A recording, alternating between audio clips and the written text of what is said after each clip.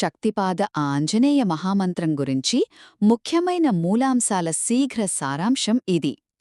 ఈరోజు మనమొక శక్తివంతమైన మంత్రం, దాని జప విధానం, మన జీవితంలోని సవాళ్లను ఎంత సులభంగా పరిష్కరిస్తుందో తెలుసుకోబోతున్నాం. నిజంగా చెప్పాలంటే ప్రతి బిజీ వ్యక్తికి ఇదొక అద్భుతమైన ఆధ్యాత్మిక సాధనం.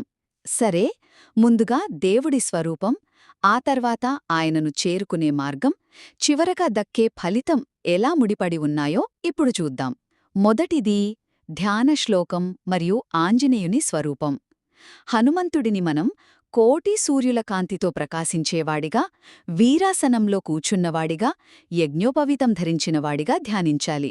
ఒక్కసారి ఊహించండి, అంత పెద్ద మహాసముద్రాన్ని కేవలమొక ఆవు అడుగుజాడంత చిన్నదిగా భావించి దాటటమంటే ఆ దేవుని ఆత్మవిశ్వాసం మరియు శక్తి ఎంత గొప్పదో కదా.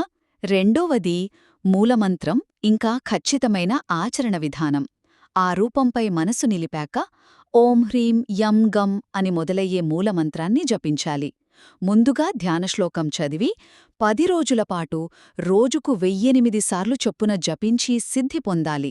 ఆ తర్వాత రోజూ 108 సార్లు చలవాలి. రోజుకు 1000కి పైగా సార్లు జపించడం బిజీ జీవితంలో అసాధ్యమని మీకనిపించవచ్చు.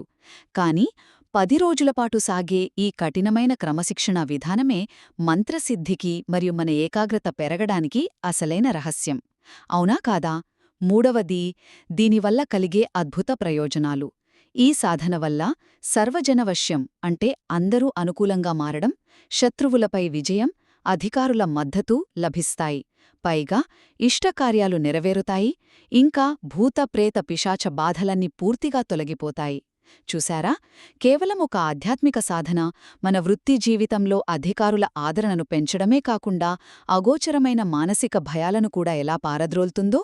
మొత్తంగా చెప్పాలంటే సరైన ధ్యానంతో మరియు 10 రోజుల క్రమశిక్షణతో జపించే ఈ శక్తిపాద ఆంజనేయ మహామంత్రం మీ జీవితంలోని శత్రువులను, భయాలను పారద్రోలి అద్భుతమైన విజయాలను అందిస్తుంది.